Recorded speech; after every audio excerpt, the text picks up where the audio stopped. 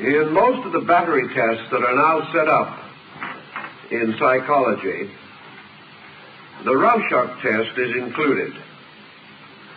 This test consists of presenting the subject with a series of ink blot designs, or designs based upon the original ink blot concept. Usually a piece of paper was taken and folded, and with a very soft and flowing pen, some word or signature was written along the fold. Then, without blotting, the two pieces of paper were brought together, and part of the design appeared on the opposite fold. When this was opened up, it resulted in a more or less symmetrical pattern. Very often this was enlarged or amplified by various devices, but the patterns were nearly always symmetrical, that is, similar on the two vertical sides of the pattern. This type of testing presented the subject with a series of comparatively meaningless blots, but very seldom did the subject ever leave them meaningless. He began to interpret what he saw. Well, in a good many cases, these ink blots did form rather interesting designs, frequently with close resemblance to some familiar object. Very often, however, the subject rejected the familiar object interpretation entirely. And if you showed the ink blot to 100 different persons, you would get a great number of different explanations of what it looked like. To some, this ink blot would resemble simply a mask or face, made symmetrical by the two sides having been blotted one upon the other. To another person, this blot took on a very strange, morbid meaning. One individual saw the laughing clown's face and another a death head in exactly the same example. The point we want to make out of all of this is that unknown designs, patterns for which no fixed interpretation is given, are subject to interpretation by the person viewing them, examining them. And this interpretation comes essentially from within himself. Seldom, if ever, does it actually arise from a factual level of understanding. The mere circumstance that the thing is mysterious or unlabeled takes away certainty and gives freer expression to our imagination.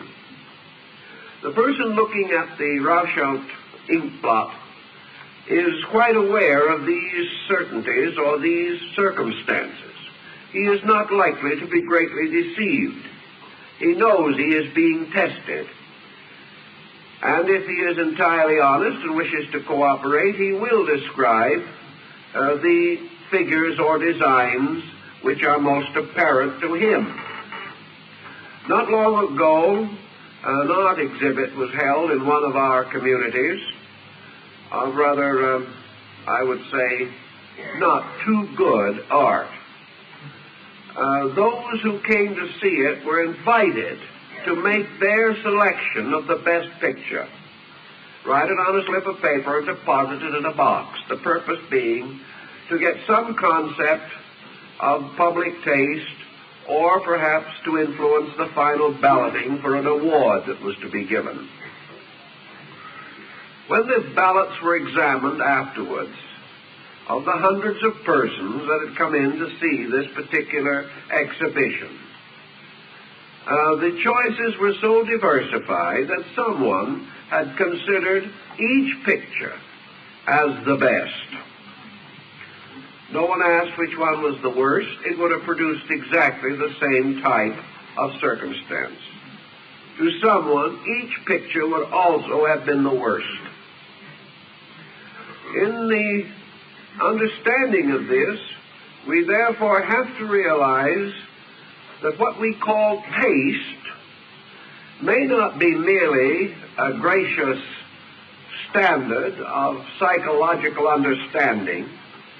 Taste is really an expression of certain pressures and instincts within ourselves. All these tests lead to the ethical conclusion that the individual lives in a world which he interprets very largely according to his own internal pressure. As world is mystery, as other people are mysterious, so we are forever imposing an interpretation upon them. This interpretation becomes more complicated if we come under psychic stress.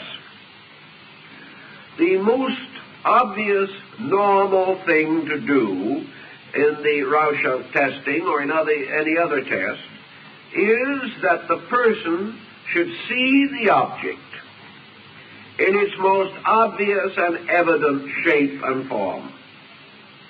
If the object to a small child, to 100 children, would all look like a bird, or would seem to be a bird to all of them, it would mean that the ink blot, in its own formation, actually approached the general appearance of a bird.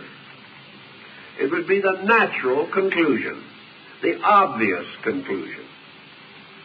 If, therefore, the person comes to that conclusion with the majority who agree with him, then he may be regarded as not under any particular or peculiar distortion. But if he comes to some entirely contrary conclusion, one in which others cannot see the slightest resemblance between the ink blot and what he feels it to mean, then we suspect that he is under some rather peculiar pressure. Now let's bring this down to a more personal level. We each of us have persons around us.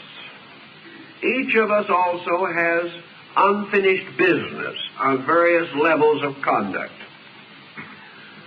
Most of this unfinished business has a mystery about it because we do not know exactly how it is going to come out. We plan, we hope, we prepare, but we are never certain until certain things happen. Thus we are under a certain natural stress or tension. Then with persons, we gradually come to realize that we cannot simply look at the person and decide what he is. We come to know that his kindly look may or may not be supported by his temperament. We realize that his word may be his bond and it may be worthless. He tells us that he is most sincere in his regard, but we are not certain. Later we may learn that we have been deceived and imposed upon. Thus, out of gradual experience, we come to the conclusion that we cannot entirely accept people. We cannot entirely say to ourselves, this man says he's good, therefore he is good. When we start saying that now, we're liable to be poorer rather quickly thereafter. Thus, the definition, the signboard, the name, which would make all things obvious, cannot be hung on things anymore as a certain label of their meaning or value. We see articles with guarantees. We do not trust the guarantees anymore. We hear that a certain product is of superior quality. We do not believe it anymore. Thus, the more common ways in which we came to conclusions have failed. And everything we are in contact with takes on the element of mystery. What is it really worth? What does it really represent? What does this other person really think? Is this political party really progressive? And all these doubts throw us away from the ability to make simple acceptances or rejections. Each of these uncertainties lures a psychic content out of ourselves. Each one of these problems and each of these people becomes in its own turn a sort of Rorschach test. A test in which we are constantly trying to penetrate into meaning, trying to discover the answer to a puzzle, the puzzle of value, the puzzle of integrity, the puzzle of character, as represented in other objects and persons. And having no true scale by which to measure these uncertainties, we do not measure them at all. We simply impose our own psychic life upon them. As soon as we do this, we reveal not what they are, but what we are. Once this has been accomplished, we begin to treat these other objects or persons according to our own expectancy of them. If we have decided they were bad, we proceed to dislike them. If we decide that they are good, we proceed to like them. This in turn may lead to a series of deceits. We may discover the persons that we did not like were really admirable persons, whereas our selection of the persons we do like may be so weakened by our own psychology that we select the worst of all people and are very soon injured or disillusioned by their actions. Having been disillusioned, we then turn upon these other persons, completely oblivious to the fact that we have empowered them to do this to us. We are the ones that have invested these other persons with virtues which perhaps they never claimed, or with temperaments which they never possessed or imagined that they possessed. But if these expectations of our own do not work out, then they are to blame. We are miserable. The bottom is out of our moral and ethical universe. It consequently comes to our attention, rather forcibly these days, that this projection of ourselves, our internal content, upon exterior objects can be dangerous. It can lead us to a whole series of disasters, and is perhaps merely another manifestation of the operation of the law of cause and effect in nature. The individual who has not organized his own life projects disorder upon everything around him, then must live under the disorder which he has projected. The moment we have decided what something is, we act accordingly and set up a new series of relationships. We give this thing, which we have defined and perhaps almost created, the right to have certain distinct reactions upon us. We are open to all of the reversals of emotion and thought which arise from a wrong estimation in the first place. This wrong estimation would not have been possible had we possessed the facts. But in very few problems do we possess the facts.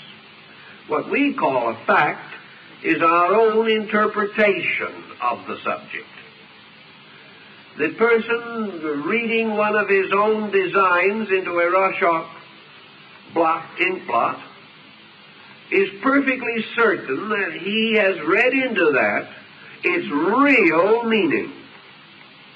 The next person, coming to an entirely different conclusion, is quite certain that that is the real meaning. until the analyst in the end finally comes to conclude that for very few persons is the real meaning of anything evident. That what we know as real meaning is our own personal reaction. Unreal meaning is someone else's reaction.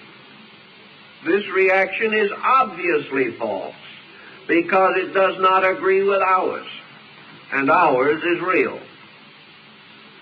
This can go on to infinity without any real grounds for moderation or for common understanding or for mutual respect on these decisions. This again merely tells us the tremendous power of our own psychic integration to influence our estimation of values.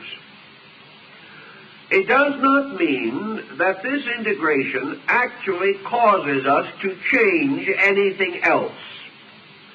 The person whom we interpret according to our interpretation is not actually changed in any way by what we think about them. There might be some ethical modification if this person feels that we have unusual confidence in them. They might rise to that confidence or try to. Or if we dislike them, they might make no effort to be pleasant. These generalities can follow. But essentially, our attitude toward anything makes no essential change in that thing. The painting at the exhibition was no better and no worse because we liked it or disliked it. It remained whatever it was. Because we have no means of changing these things, the relationships which are set up from our own interpretation of something else means that our own attitude is reflected back upon us from this thing upon which we have bestowed an interpretation. We are immediately affected by this in the term of our own preconception.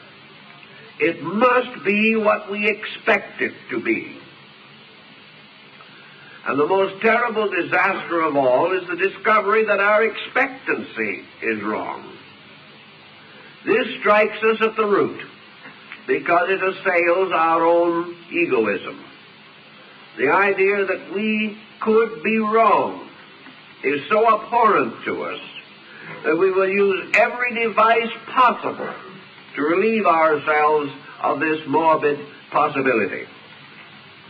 To do this, we continue to heap responsibility, guilt, or blame upon the other object, convinced that we have been right in the first place, and therefore that this other person must have some strange magical power to change itself or himself so as to hurt us or to bring us misery or loss.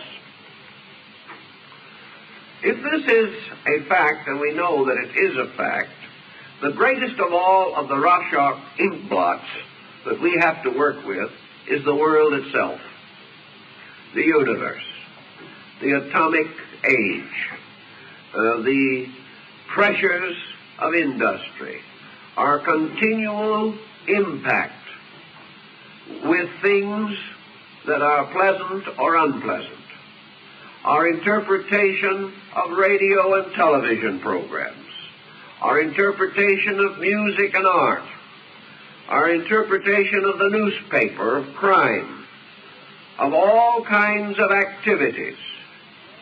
All these interpretations arise in us.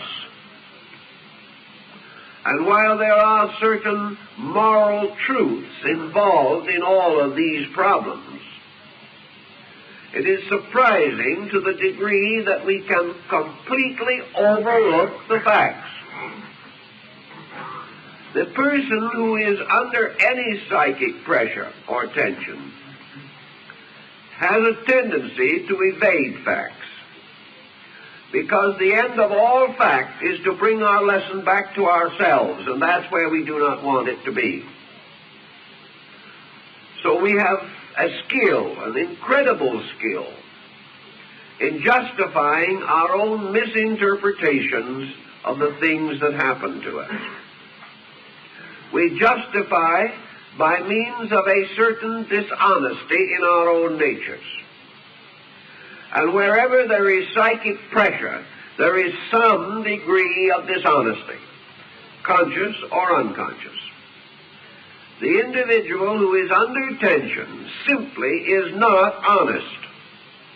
This doesn't mean he will steal anything or that he will intentionally break a law, but it means he is not honest in the estimation of his own relationships with other things, or even his relationships with himself.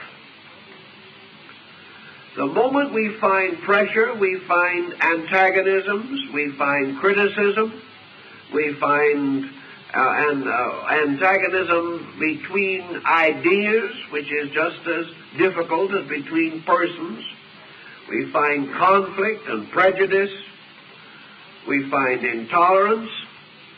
And we come upon these things working to hurt persons, and they do not realize that they are suffering from these ailments. They honestly believe that they see the thing as it is.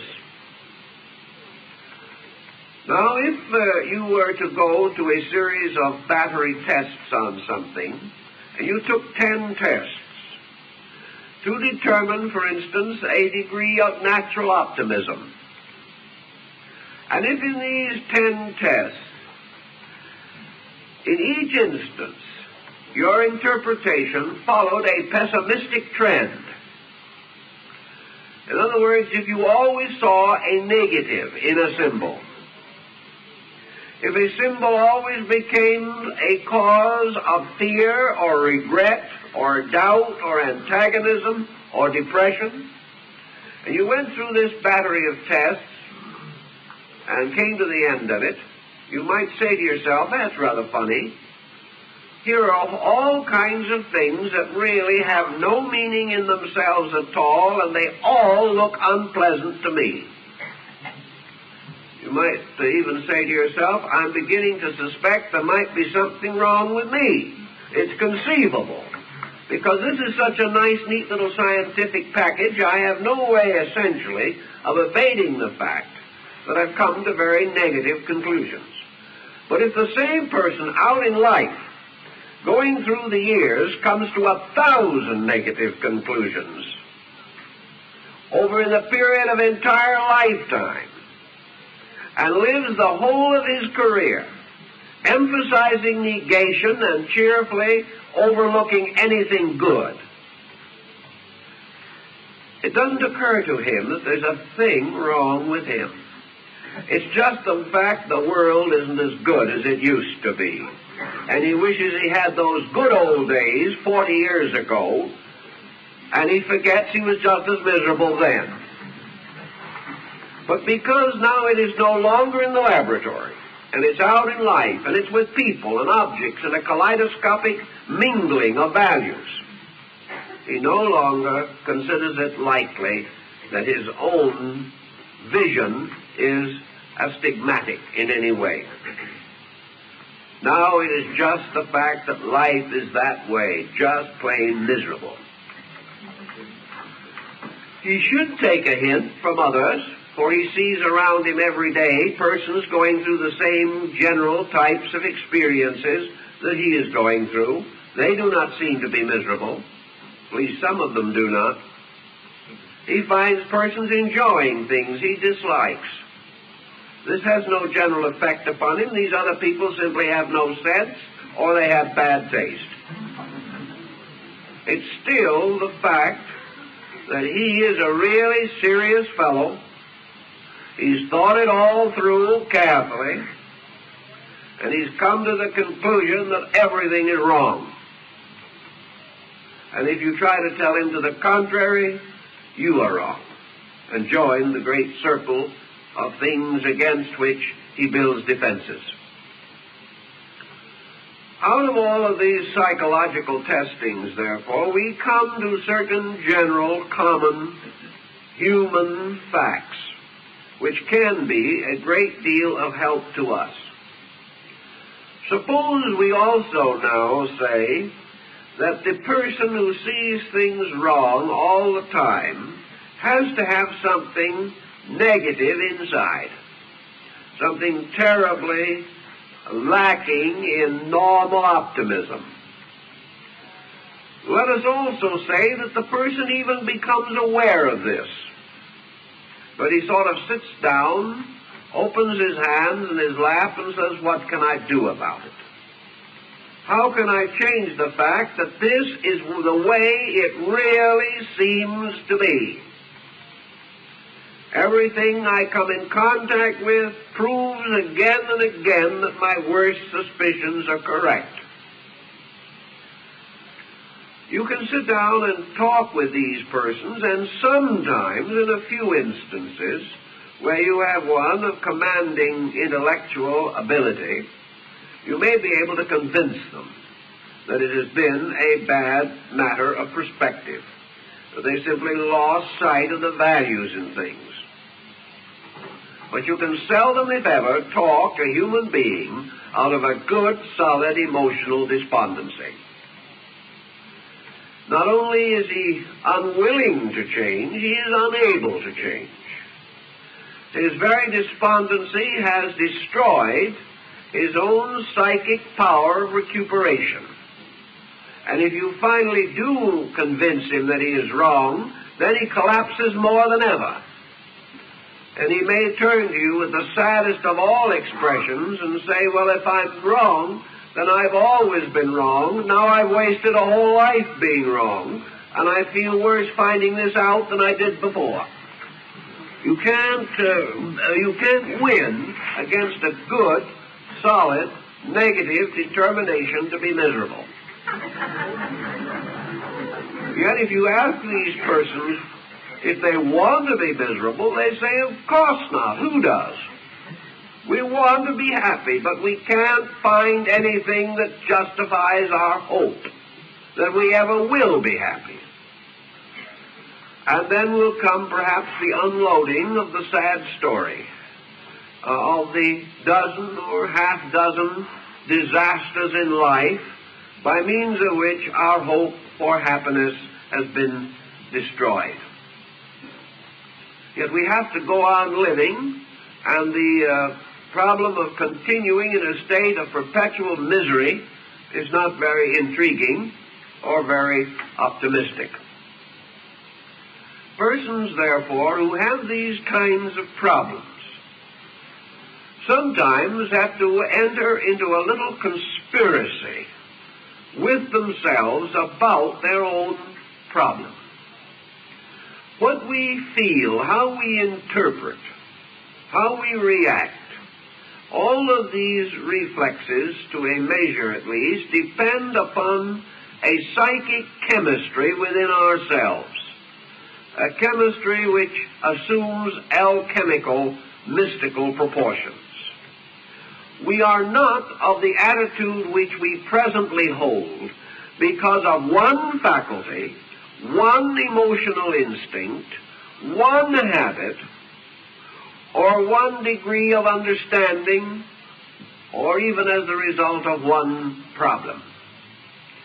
All that we are inside is a compound consisting of numerous elements brought together to form a unit or an integration, a bundle made up of numerous sticks or twigs or materials held together with a string which in this case represents the intellectual coordination.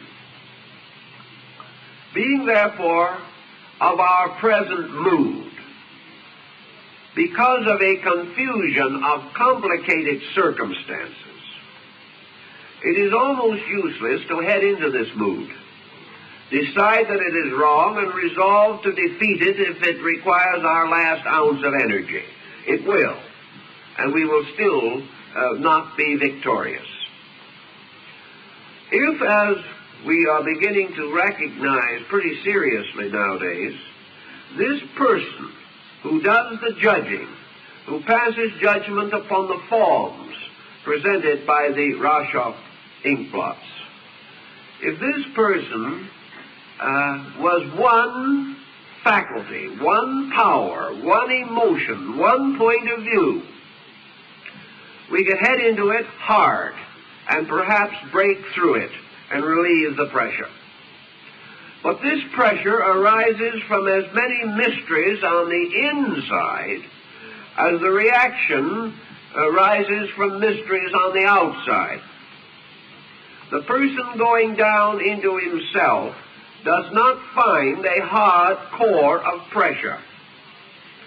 The cause of pressure slowly disappears from his awareness when he seeks to explore it. He gets further and further in and comes finally to a kind of hole in the dark. And out of this hole in the dark, these pressures are pouring. But he can never get at their cause. He can never find out just exactly what thing he did that sets all this pressure mechanism into action. The reason he cannot find the single cause is the fact that there is not a single cause. A series of conditions have all worked together to produce a reaction focus.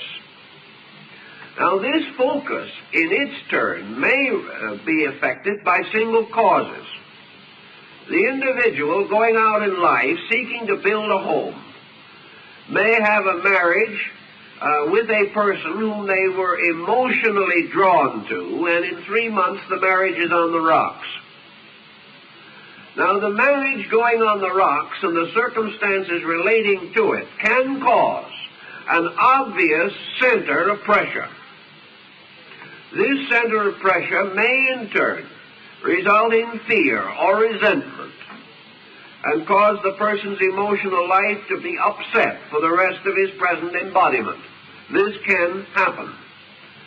But the shock of the bad marriage was not the cause of the situation or the condition. The real cause lay in the type of persons drawn together.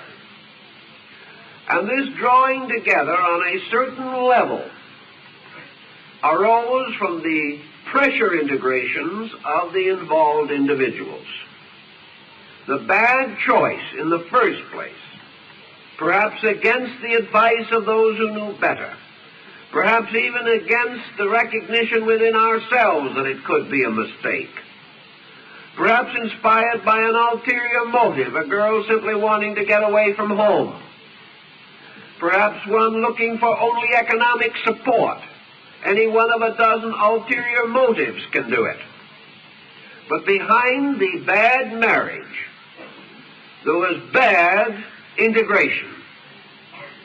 There was something wrong.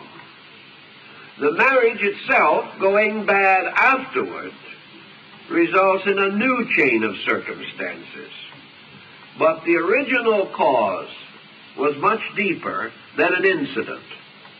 One of the simplest things you can say about it was that somebody misjudged someone else.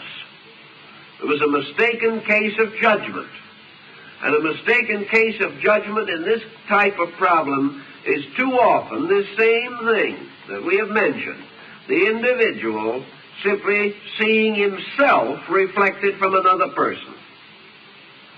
Under emotional pressure also, where the rational factors are not as active as they may be in other levels of thinking, it is particularly easy to let psychic pressure take over, and the individual forms violent attachments or antagonisms, which have no actual grounds in fact, reality, or common sense. To go further then, we have the person who is moving out from a kind of compound within himself. A compound composed of at least 40 mental, emotional factors.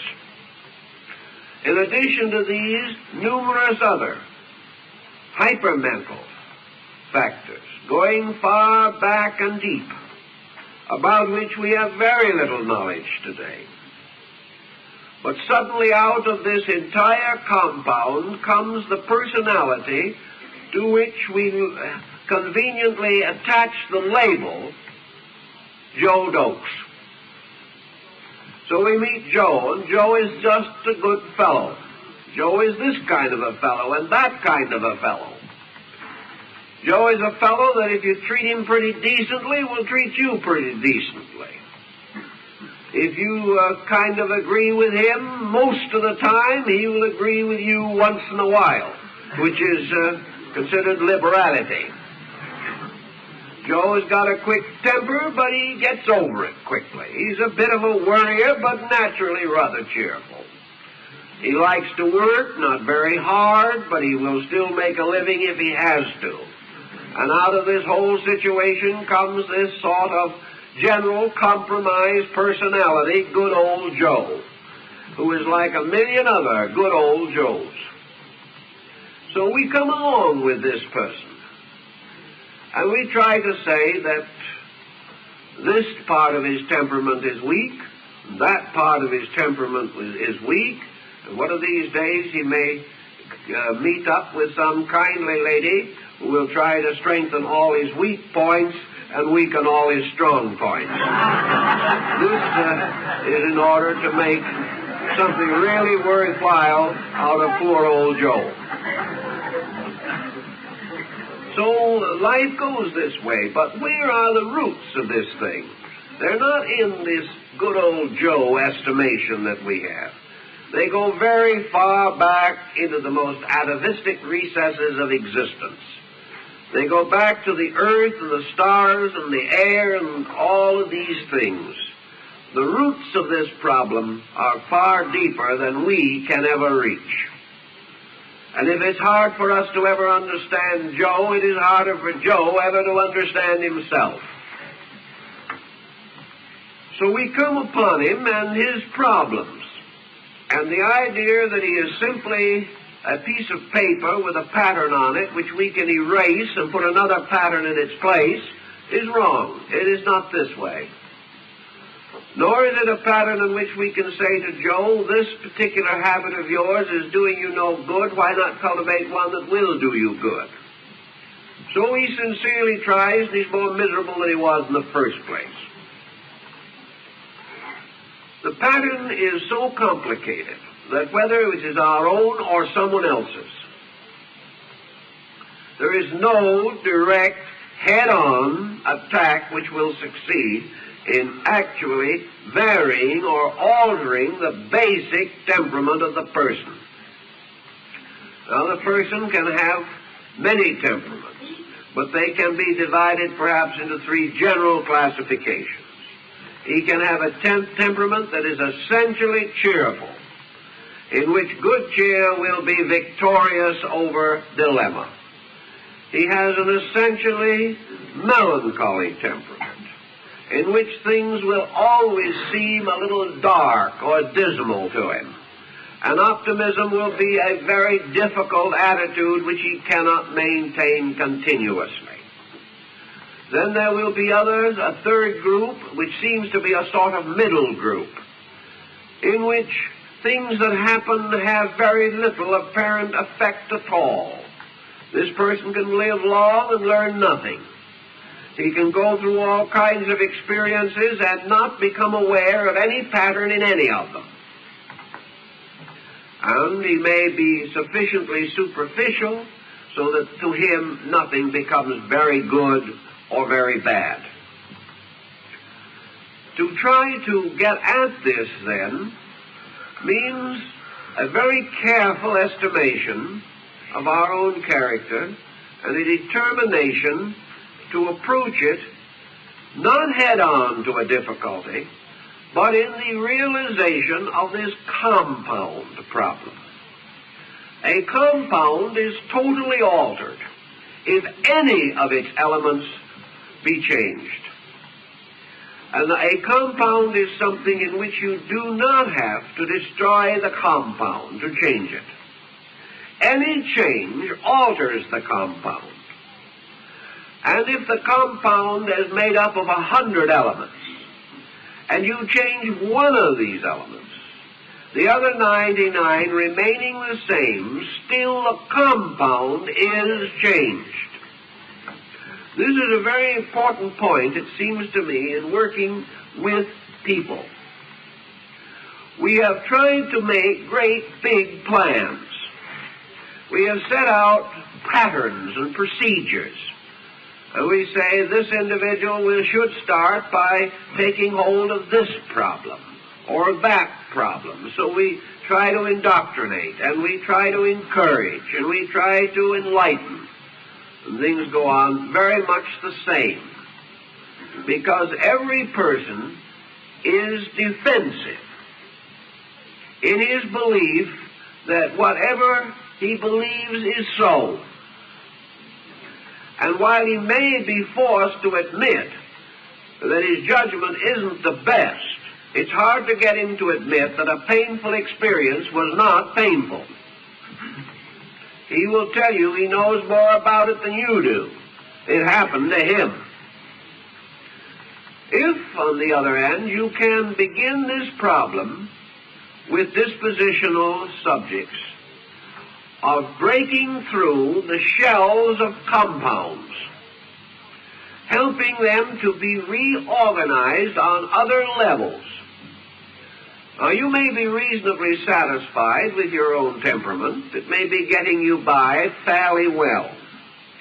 But there are very few persons whose dispositions or attitudes could not be improved in some way. And I think we should bear in mind that this program of improvement in some way has much to do with the program of happiness which we hope to enjoy. Few persons are as happy as they theoretically believe that they could be. They are living on levels of contentment that fall short of happiness. Perhaps they are living on a level of patience, an acceptance level.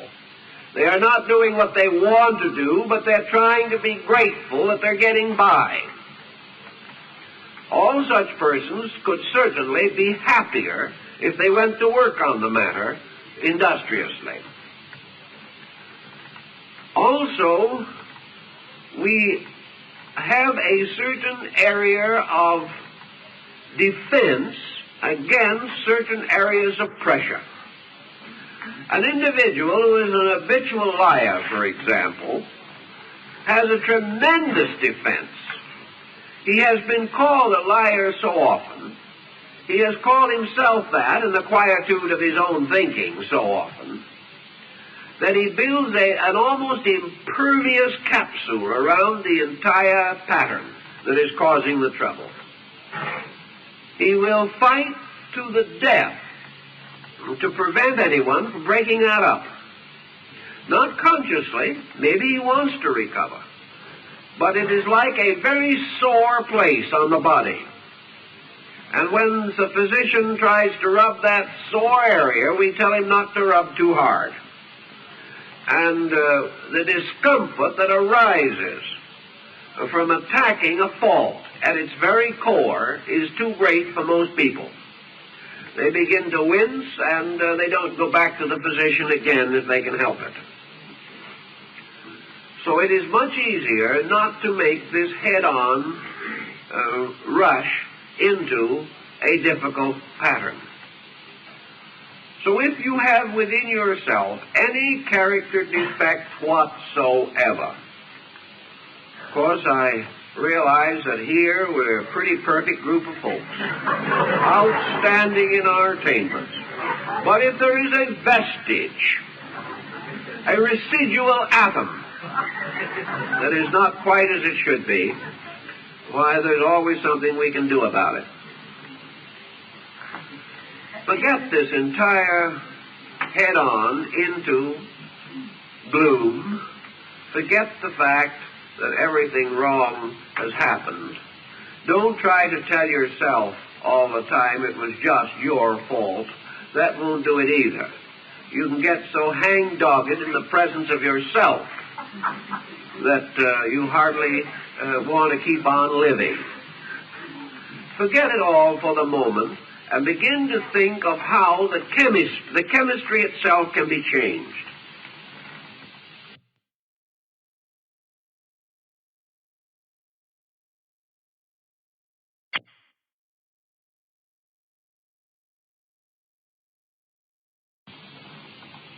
The nice thing about changing chemistry is the fact that it does not appear to relate directly to your major problems. If, for instance, you've been a little selfish or a little unkind or a little nagging during the years, or if you've judged people a little unwisely, work not on these problems, but on the general enrichment of your life. Psychosis is almost always present in a life that is internally not rich enough. Psychic tensions and pressures and the melancholy mood come as the result of a life that is not sufficiently directive or directed toward interesting or worthwhile achievements. The individual has permitted himself to become weary, permitted himself to become lazy to progress. He may be busy every minute, but he's lazy to those things which would help him to solve his problem. So if these problems exist, begin a survey of different values in your life. And the first problem is, where are you getting adequate, creative self-expression? Are you doing interesting, pleasant, and happy things as a result of your own planning to do so? Are you growing by conscious effort every day? If you're not, you're shrinking, whether you know it or not. Are you finding means of satisfying your own natural instinct for betterness, for greater happiness? Don't worry about the 15 things that are wrong. Forget about them for the moment. Forget about the mistakes you are making. Stop blaming yourself for them, even if you know you're to blame. Forget everything except one thing. What are we doing now that is right? What are we doing now that pleases, that brings opportunity, that opens up something? What are we doing this minute that we're proud of? What are we doing that is helping us to grow or know or express more adequately? Make the bid a completely positive one. Have no concern at the moment over all these things that did not work out. Forget the unpleasant relatives. Forget the dishonorable friends. And simply say, what am I doing? What am I holding in my hands? What am I building? What am I creating? What am I planning at this moment that is good? This is the beginning of the setting up of a counter-habit, a habit that goes in a new direction. And the symbol of progress or creativity, of the making of things, is very important in our own justification of life. Every person is either creating or destroying, whether he knows it or not. Any individual who is tearing things down is destroying. Any individual who is tearing himself down is destroying. In most cases, we don't destroy big things, and we're not always sure we're destroying anything. But take the instinct to destroy and stick it out in front where you can see it. When you criticize another person, you are tearing something. You are tearing it apart. Therefore, take a piece of paper, sit down and look at yourself and tear it up. This is criticism. This is exactly what it amounts to. When you criticize a person, you are tearing up your likeness or picture of that person. Sometimes it may help to tear up the picture. It's better to tear up the picture than tear up the person. Very often, if we get rid of the feeling by an action, we don't have it anymore. We write letters telling people what we think of them. We can make a wonderful project out of it as long as we never mail the letters. And many persons have found this a very great help. They got it out of the system. But just as this relieves a certain kind of pressure, so the constructive or positive symbolism creates a new release on a positive level. To create something with the hands is a symbol of creativity. Putting a model ship together shows a tendency to integrate. Here is an interesting problem that I think many people have actually fallen into without realizing it. And that is the hobby shop and the various rather complicated things that are manufactured now for persons to assemble on their own time. 25 years ago, about all you could find or put together was an occasional jigsaw puzzle. Today you have hundreds of different model structures. And maybe we think that these belong to the world of childhood. But if they do, so do we. And our own growing up is not as real as we thought it was. But wherever, symbolically, we follow the instructions in a book or on a sheet of paper, and we carefully and orderly and neatly and as nicely as we can assemble a model aeroplane or a copy of the Mayflower or some other sailing ship of the Viking period, wherever we put these things together, paint them and finish them, and finally hang them on the mantle or put them somewhere where no one on earth will admire them anyway, yet we have done something. We have used a creative symbolism to put something together. We have developed the continuity to stay with it and do it. We have had an opportunity to use our hands, an opportunity that has become rather strange to many of us because of the efficiency and the mechanism of our modern world. So by the same device that we see in the Rorschach blot, some dismal thing, we can also become aware in the process of putting something together, of the integration process in our own natures. This integration is a putting of the personality together lawfully, or according to the rules or the sketch or the outline or the instructions that are given to us. Wherever we have an instinct to build or create, we are safer than when we have an instinct to tear down. Also, the moment we take any impulse or instinct of any kind and transform it into an action, it gains tremendous vitality. Most introverts are non-active, or as they themselves say, they are busy inside. Well, you can be very busy inside and be very sick as a result. The release of expression through action has peculiar validity. It is one way of convincing ourselves. The moment we perform an action, the consequence of that action becomes known to us by a reflex of our own sensory perception. We can hope, we can think, we can believe, and it all happens inside.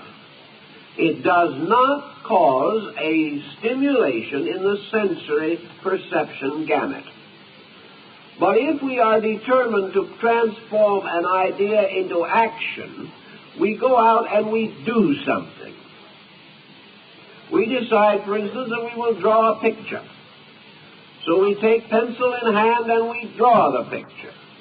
And the moment we do so, we see the picture we have drawn with our own eyes, and the image is returned again into our own subjective. Tremendous intensification of impact results from the fact that our picture comes back to us again through the outward sensory reflexes. If he gets this concept, he's going to then try and interpret his own pictures, which may and only lead him into further complications.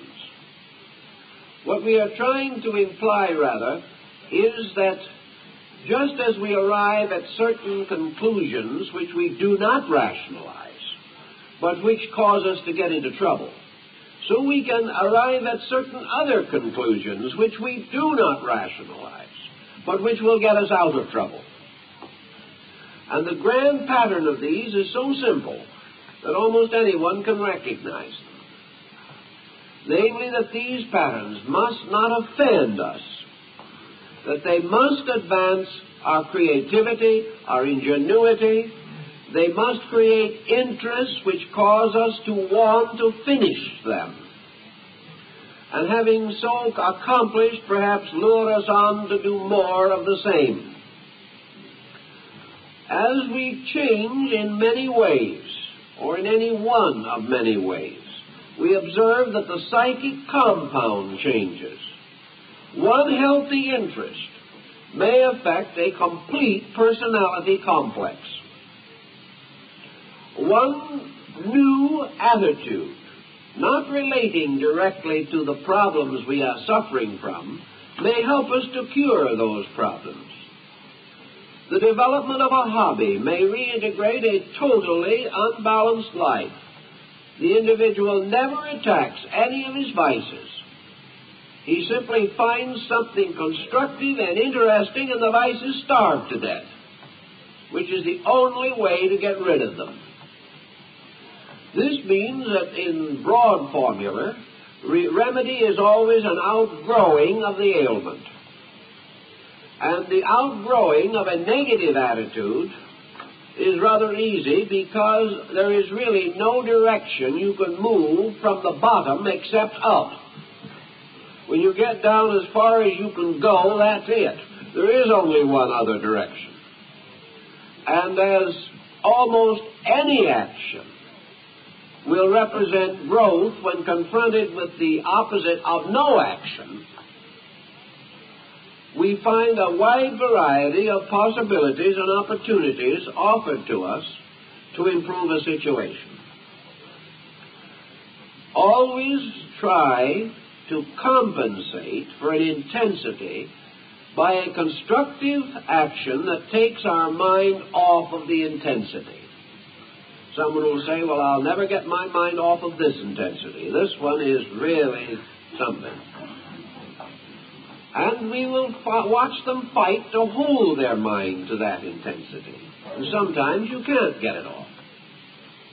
So it is again important to have these persons come in contact with new situations. An example of this was a person who was extremely depressed by a restricted home environment. This home environment came as a result of retiring from business and the general feeling that they were too old to accomplish anything. So they settled down for several years, becoming more and more melancholy, critical, hypercritical, negative, and fussy. And perhaps the fussy part was the worst. All the talking in the world did not do anything about it. What actually corrected the whole situation was a chance conversation with another person. And it wasn't a reforming conversation at all. This other person said, I'm at this time trying to rent a house. I have a house for rent. I wonder if you'd be so kind as to go over for an afternoon and watch it for me, because I can't be there. This is the thing that started the change in temperament. It had nothing to do with fussiness or negation as we know it. It was simply a physical action. The individual went out and watched the house and interviewed persons who wanted to rent the house. From this experience came the sudden realization inside of this tired, fussy person that he was just bored, had nothing to do. He enjoyed that afternoon. Pretty soon he found other things that he could do of a similar nature, and in a few months he was considerably improved.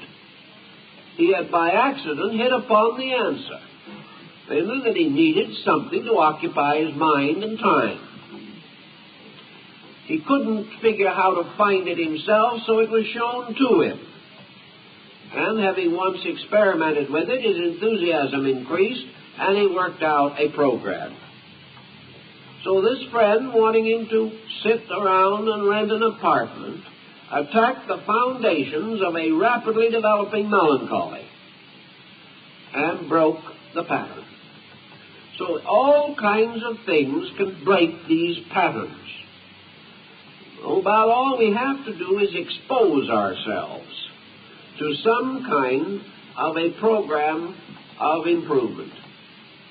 Forget about the fact that we are friendless and begin to take an interest in something that we can do. Take an interest in some art or science. Take an interest in some charitable or sociable activity.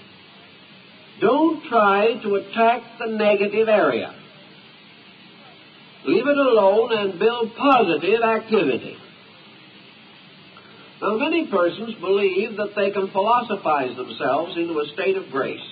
I am a little doubtful of it after so long a time of watching this thing work out.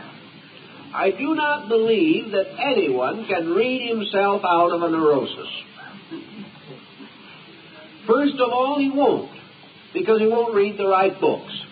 The first book that offends his neurosis will go into the wastebasket. He's got to read a certain kind of book. It's like a psychotic watching television. He's never happy unless he's got a psychotic program tuned in. You could not sell him a travelogue for a moment. He will tell you that television programs are nothing but crime, and then he will watch nothing else. I have seen people twist the dials away from tremendously interesting programs, even while they're complaining about there not being any interesting programs, and end up with a good old murder. And at the same time complain to the neighbors and everyone else that they shouldn't have no murders on television. There's no way of answering some of these situations, except that an individual trying to find solace for a frustration generally needs to break out from himself rather than go back in again. His books, he will identify himself with the wrong character in almost every instance in fiction. Or he will begin to try to build escape and defense mechanisms based upon abstractions that he doesn't understand. He will try to run away from reality into a world of psychic mysteries, which certainly will keep him intellectually occupied, but will leave him in a complete daze when he gets through with it. I doubt very much if any such program can substitute for a good, straight, heart-to-heart talk with ourselves. I doubt if any amount of abstract solace derived from mystical overtones of things can compensate for our failures to actually live optimistically or live creatively and constructively. There may be cases in which these readings and these abstractions can bring comfort under certain pressures or stress, but they cannot be and never will be a substitute for life. You've got to live it. And you have to achieve your victory not in an abstraction, but in a concretion. One of the dangers with abstraction is that it enables an individual to weigh his own case unfairly. In abstraction, we can devise our own private universe. We can set it up with our own rules. We can decide in our own minds what is good and what is bad. We can make little heroes out of ourselves in relations to a private cosmos. We can devise all kinds of theories to explain the various incidents of life. And by the time we get through, we have completely lost contact with a real world. I remember this so well in connection with a number of religious and philosophical communities which I have investigated. These people decide that they will go down into the southeast corner of the Argentine and start a new world brotherhood community. Well, I'll give it 6 months, and the world brotherhood will have a civil war. These good people, wanting to run away from the world and all of its problems and stress to set up the ideal community in Timbuktu, have overlooked one difficult problem. There is nothing more terrible, tragic, or incredible in life than a group of good people trying to live together. Because there are so many unpleasant and uncomfortable ways of being good. For most persons, good involves the right to censor the conduct of everyone else that lives. And good people are forever being hurt, disillusioned, disappointed in other people who are not so good. And the not-so-good people are having a very difficult time with the good ones. So the community fails. It fails because people cannot run away from life. And if they get in some isolated situation or a very different remote area, then they have nothing left to do but think of themselves and each other and gossip from morning till night. This situation goes for the person who tries to go inside of himself, build a private universe, leave the world behind, and try to be very beautiful in spite of everything that is happening. He can't do it. It will not operate. It will not function in society. The only thing he can do is to start in this gentle program of creating a new series of symbols until he is able to look at the design in the Rorschach ink blot and see something smiling at him instead of glowering at him as it did the first time he looked. That is the basis of his recovery, is that gradually the universe looks better. People look better. Situations look better. Now, you can't be a blind optimist. We know perfectly well that we are heavily laden with problems. We also know, however, that most of these problems are beyond us as individuals. Therefore, worrying about them is merely an escape mechanism. And I think it is true, whether we like to acknowledge it or not, that many of the people who are worried over the cosmos, worried over the bomb, worried over the smog, worried over all kinds of things they can do nothing about as individuals, are really developing tight little escape mechanisms. They are going to worry about something that is big and that they can do nothing about because they do not want to face themselves now and worry about the things they could do something about. It's wonderful to live in the presence of something so big that anything you can do is useless. And people I have heard who have nothing on their minds except the constant pressure of social problems are also people who should have much more of their mind on their own dispositions, which are usually in terrible shape. But it's interesting to have no time left to think about yourself because you're worrying so much about cosmic uncertainties. Let's watch that a little bit and realize that there is much more to be gained for us by turning our attention constructively to one fault of our own than there is in 24-hour-a-day vigil for the next 50 years worrying about the miseries of mankind. One is so completely futile that it offers no inducement to the practical individual. Whatever we do think about, whatever plans we do make, whatever concerns do burden us, should lie within the range of possible attainments. We should not give much time to a situation which is completely beyond our capacity to influence. The only way we can influence a collective is by gradually making ourselves a positive unit in the collective. For collective problems, our own individual achievement is our only offering. The collective is made up of persons like ourselves, and if each of those persons would take care of his own nature, the collective would look much better. Thus, the only answer in every instance lies that our first step is always the clearing of our own position in relationship to life. Around us today, there are numerous opportunities for activities. There are numerous levels on which we can go to work. There are things that every person can do that will create changes in his psychic integration.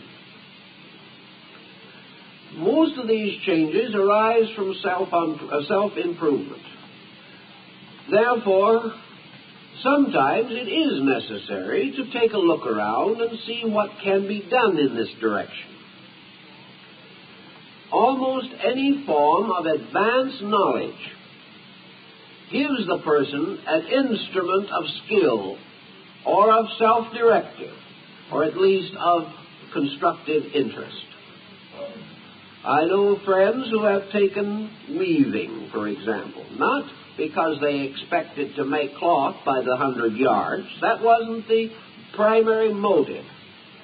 But in the study of hand skill, they have suddenly opened a universe to themselves. These people are now studying the methods used in Peru in ancient times, or by the Mayas, or by the Copts of Egypt. Their weaving has led them into symbolism, into the preparation of dyes, into all the different processes by which religious or other designs evolved within a people, meanings, textile secrets that have been comparatively lost, like the famous Tyrian dyes, which have been so completely lost that we have never been able to secure in the field of dyes what we might call a constant or permanent purple. The color always fades out. With the Tyrians, it did not. 20 years ago, we repainted half the murals down in Central America.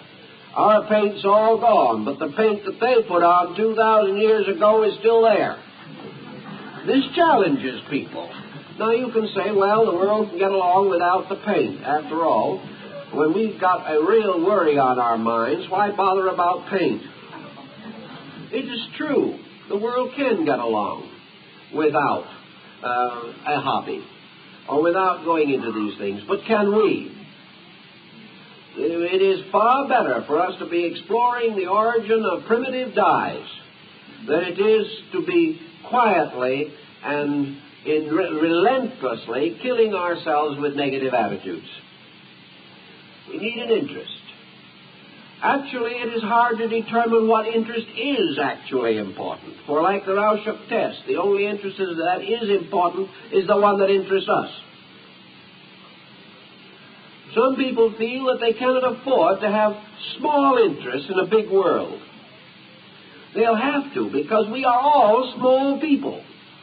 And we're going to have small interests as long as we're here. And it is very important for us to have interests. And it is not a tribute to life to decline small interests and live with big miseries. And you'd be surprised how a small interest can cure a big misery.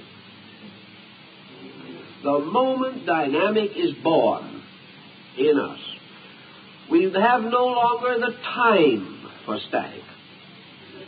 We begin to direct our activity.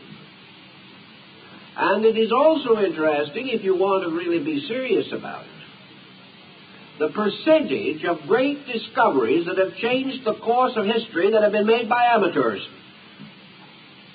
The professional is not the discoverer, because he is in a rut. He is following tradition. He is going along according to the slow, ponderous methods of his subject. It is some perfect stranger with little experience that will find the solution.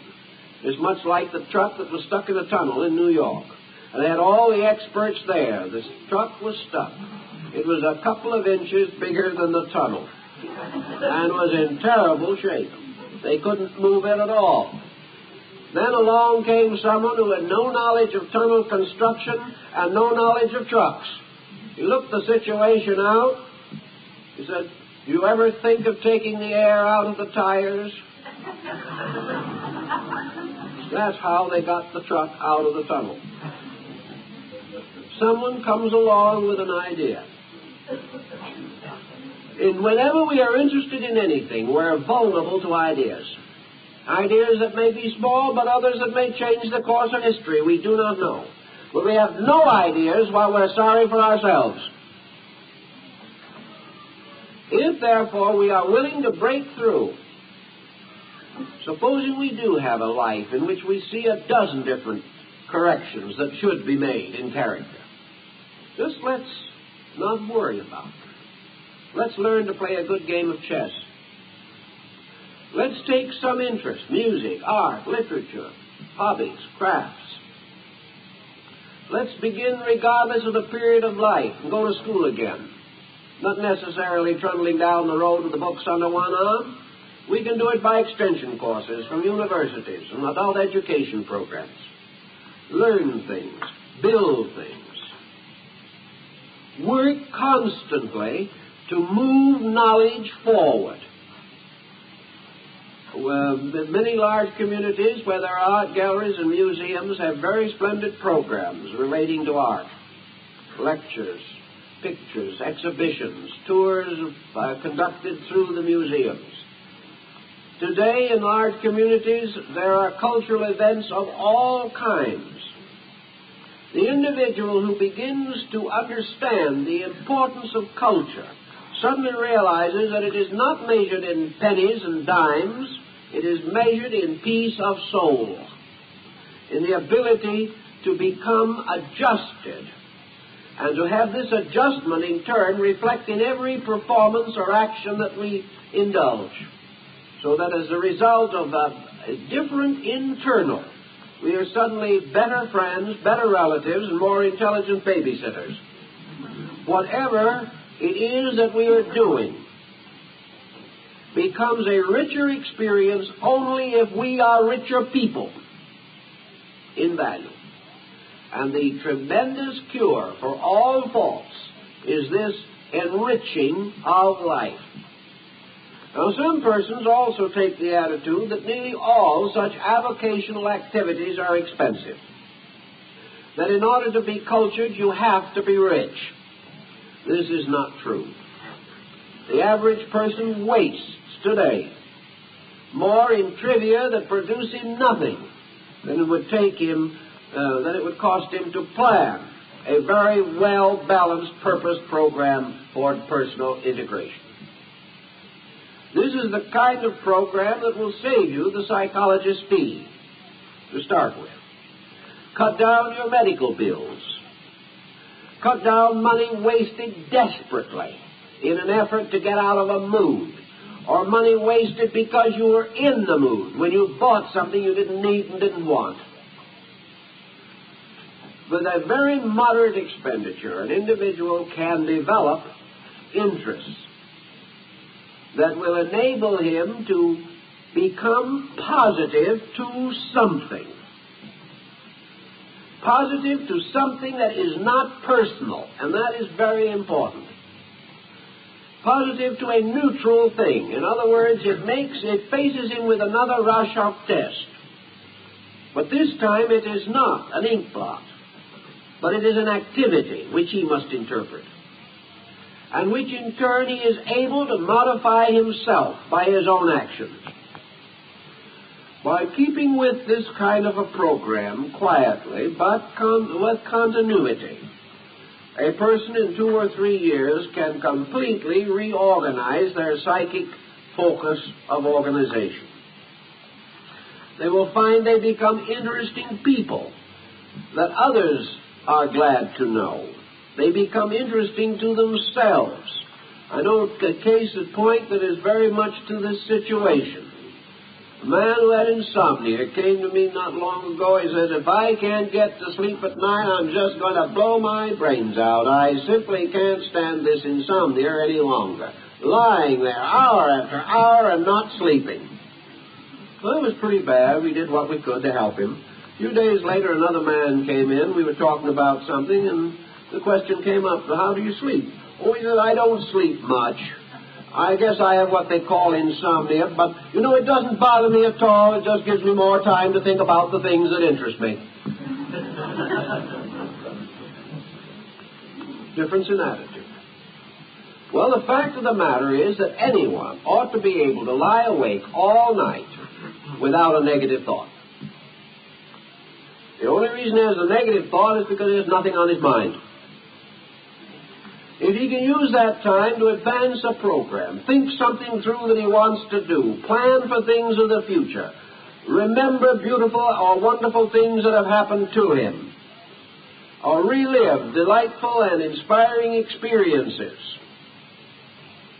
or just simply muse quietly about values and principles that are important. Any individual should be able to do this. But today an individual misses a little sleep and he has to take sedation because he can't live with himself. This is not due to the fact he's going to die for lack of sleep. Nature will never permit this.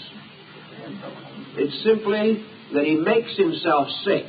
The greater part of the disaster of insomnia is not the lying awake. It is the fact that the person uses this period to slowly but resolutely tear down integration, to become so much more psychic over it that it is 100 times worse than the loss of sleep. Everywhere in life it is the same.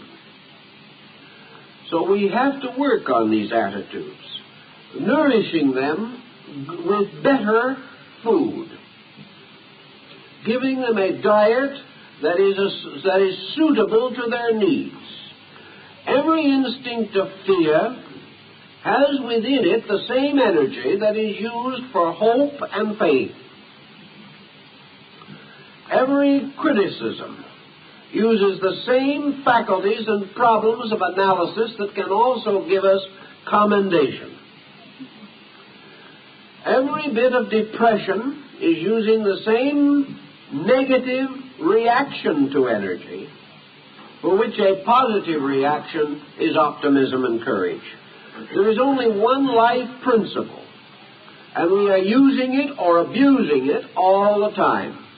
When we use it, it makes us happy. When we abuse it, it makes us miserable.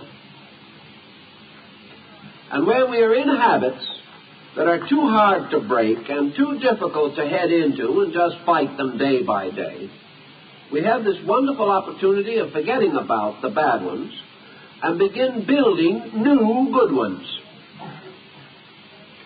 Building them slowly and patiently, not frightening ourselves to death or wearing ourselves to death, but building quietly a positive life. And if we will do this, the old negative life will be submerged in it and lost. Thus we transform the whole pattern and come in the end to a much better level of energy support. A good pattern is like nutrition, a happy project, something that makes us really enjoy life, is far more valuable to us than vitamins. Very often we use vitamins only to sustain our melancholy. They give us the rich vitality with which to be uncomfortable and unpleasant. Actually, if we are doing things that we love and enjoy and make sense to us, we have our energy. This constant deflation of energy is largely boredom, largely the individual unhappy because life is meaningless. So we supply pills to keep meaningless people going. What is more important is to supply meaning. Then people can keep themselves going. And you can run a good hobby on what you pay for pills these days. So try to get hold of this idea of simply building a new self, a new purpose of self. Using only such good parts of the old as are adaptable, but definitely striving to work out an interest and permitting no one to defeat you. Don't worry about the obstacle. Don't worry about the fact that the first line of interest may not be the final one. Break through anything that will help you to have new insight, new interest, new knowledge, new positive conversation, and new constructive thinking. Then just work with those new patterns. And in time, you will create a new world. And the universe around you will look better. The people you work with will look better. And you will look a lot better when you look in the mirror. There's nothing like reintegration on constructive patterns for psychological facelifting. It will do tremendous things. And we just don't fight these problems anymore. Just build something good. And just let the problems die of neglect. If you will do that, I think you will find it will bring positive and useful and profitable results to yourself and those who you want to make happy or who depend upon you for inspiration and guidance.